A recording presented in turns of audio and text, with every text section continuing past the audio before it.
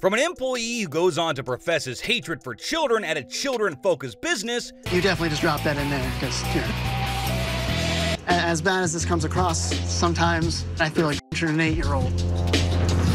to a general manager who treats women as puppets for his own amusement. Go! Oh, get some of that. Come on, girl. Who wants to go home? Oh, look. Ooh, doggy. Oh, they look tasty. Who doesn't want to spend the rest of the afternoon with me? Here's a list of employees fired on Undercover Boss.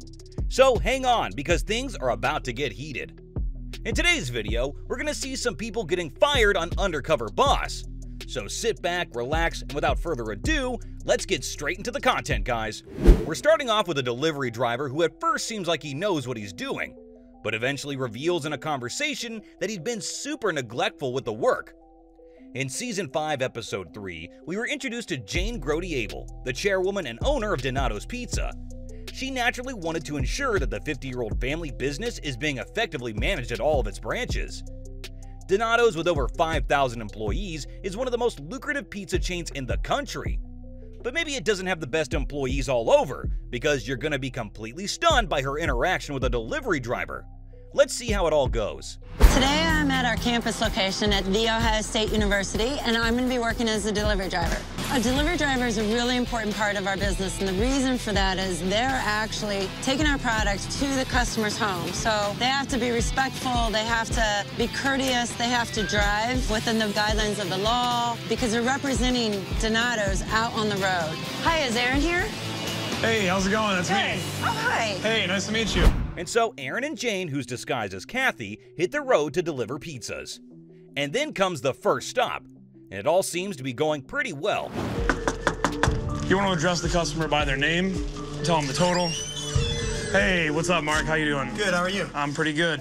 All right, here's your pizza. If you could just go ahead and double check that. Looks good. All right, awesome. It's $15.68, you were going to be paying with cash? Yep. All right, cool. Here you are. All right, thank you. The change. Awesome, thank you. Have a Appreciate good it, one. Mark. All right, you have a good one. Thanks. He got some really good energy while speaking with the customers, and Kathy loved that he's got good speed too at delivering. At the next stop, he lets Kathy take over while delivering the pizza.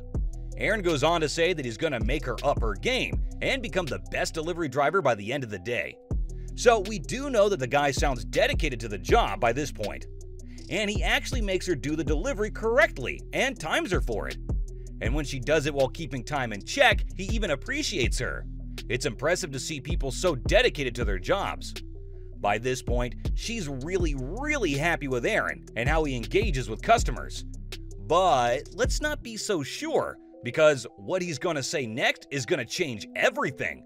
You would, encounter some really weird stuff. Like what? A lot of people smoke pot, invite me to come in for a little bit, and if I'm not very busy, kind of, indulge. You do not. I can't think of another time I've been this disappointed. When you see so much hope and potential in someone, it feels like betrayal. What a revelation! But we know Jane is right to want the best people in her team.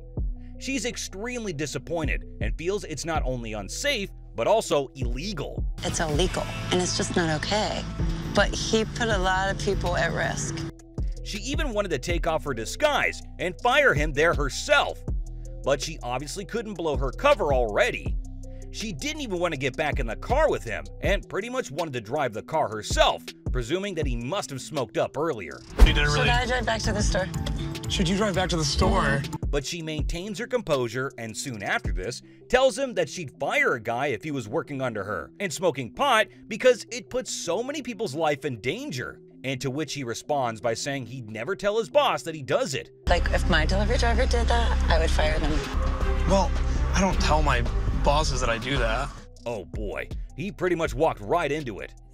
After a week of Undercover, she goes back to being Jane Grody-Abel, and so she calls her associates to give them feedback. And that's when she meets Aaron as herself. As much as it's neglectful to indulge in smoking up during the work hours, and even other than that, one thing we do know is that this guy's really good at what he does. But here's how that conversation goes. You're upset with me? I'm very upset. I can't believe you would, in your Donato's uniform, make a decision to do something that's illegal. I apologize for that. I have to let you go. As a delivery driver. Really? poor guy had so much potential. Next, we have a customer care agent who clearly does not know how to speak to consumers and doesn't want to assist them in any way. So in Season 6, Episode 6, we're shown Empire CLS. They say that the customer is king, especially if you're in charge of a chauffeur service like Empire CLS, which runs in more than 700 cities worldwide. David Seelinger, the CEO, posed as another employee, goes to Secaucus, New Jersey, which is the corporate headquarters, and he works in the dispatch environment. Oh, how you doing? Sonny, how are Sonny, you? nice to meet you, Nice to Anthony. meet you. How are you Nice to meet today? you. Good. Good. So you ready to get started? Yeah, I'd like to see All right, that. come on, have a seat. So after this, Anthony explains to him the workings on the screen, and that when the drivers are late, they call them to check on them. And it all seems to be going well, until this one call. David picks up the call to a man called Raman, who's only wanted to add one other stop that'd take him 2 minutes. So Anthony takes over the phone and asks the customer to pass the phone to the chauffeur. And what he says is going to blow your mind. Yeah. Is this on the way to his house? You don't have me on speakerphone, do you? I want to talk to you, not him. You tell me. I want your answer. I don't want him to tell me what we got to do. This is our company. This is your ride. So you could just let Mr. Hold on. Okay. Hi, how are you? The fact is the chauffeur's advising me that this is actually not on the way from JFK to the Bronx. He really could have handled this a whole lot differently. The customer goes on to tell him that he's born and raised in New York City, and it's not out of the way. But the customers are not supposed to be put in a spot to justify, at least not with the tone the agent was using. And that's not all. I'm familiar with the city as well, bro. I'm adding an extra stop. There's no question within my mind. I wanted to grab the phone from him. But it's on the way home. You're lying to me. Literally 10 feet, and then that's it. And I get right back on the highway. I'm beside myself. I am absolutely beside myself. I'm adding it. That is not the way I run my business. That's not how one's supposed to be speaking to a customer at all. Clearly, Anthony has no regard for the customer and is more concerned about arguing with him instead of actually maintaining good rapport with the customer. If he doesn't realize that he should be solution-oriented and not approach the situation with his defenses up, he's definitely in the wrong line of work. In fact, he then gets up and goes to smoke cigarettes and takes a break because he feels like it. And later on, David blows out his cover and speaks to Anthony. And here's how it goes. But it just has to stop. Yeah. Bottom line. Yeah. You can't act like that. You'll stay in the same place. You're not a victim. Victim of myself, basically, is what it is, huh? Why? Talk to me. Come on. Seems like that was really required for the right functioning of the company. Next is a man who's going to get you fuming by representing everything that's wrong with society. In the second episode of the first season, we see Hooters CEO and President Kobe Brooks take the disguise of Scotty Archer and go to South Arlington, Texas as an assistant general manager. He then meets with the general manager to see if he's able to coach all the people under him the right way. This one will be a complete letdown and will make you want to respect every other lousy employee because he truly is the worst of them all. Scotty, how are you? Scott, Jimbo. Yeah, I'm doing good, man. How are you? Pretty good. That's your shirt. All right. Get changed, and then we will hook up in 2 shakes of lamb scale. And to your right. All right, thank you. It seems all fine until then, but then he starts calling each one of the girls, and what he has to say to all of them is too demeaning to watch. Bethany, front and center. It looks style to me. Okay, makeup, is it on? Yes. Raina? Is that right, Raina? My, those are some non-glamorous nails you have. Have a seat. Nobody saw that coming. He goes on to talk to the girls about their nails and about getting some tattoos. Maybe he should focus more on effectively boosting the brand's profitability, rather than encouraging ladies to get manicures and grow their nails. He even tells the girls to play a game. Let's see what it really was. Here's the rules of my game. The first girl that finishes her plate of beans will go home. Oh, go! Oh, get some of that. Come on, girl. Who wants to go home? Oh, look. Ooh, doggy. Oh, they look tasty. Who doesn't want to spend the rest of the afternoon with me? Yeah. They were inappropriate. They were wrong. I don't want any part of it. This man is insane. He obviously doesn't understand his responsibilities as general manager and only operates for his own amusement. It is cruel of him to treat women like puppets. This must be a lot for all the girls to deal with on a daily basis. And he even takes pride in his condescending demeanor. If I were the CEO, I wouldn't waste any time. I'd immediately blow my cover and fire him without a second's hesitation. So he goes on to tell Kobe that that's how the work is done. The man's clearly exploiting his authority. Soon after which, Kobe unmasks himself. After that, we may have expected him to become afraid of how he's behaved in front of the CEO. But instead, he shows no signs of mindfulness at all. So Kobe tells him that he's got to apologize to his staff. But this man has some shitload of crap to give. Let's see what he says. If I'm too competitive and if I'm too harsh, man, it works. Shame on me if it's a bad thing of being uber competitive. And you can build profit all you want. That's not what I want. It's all about being respectful. That's the bottom line. What virtual reality is he living in? How is anything about being competitive or harsh? Kobe goes on to say he's got 2 daughters, and it'd be the most horrible thing if they ever worked under somebody like that. Good news is he was probably fired away at the end of that discussion. Next, a coworker declares his desire to punch children. In Season 3, Episode 8, we're introduced to Yankee Candles.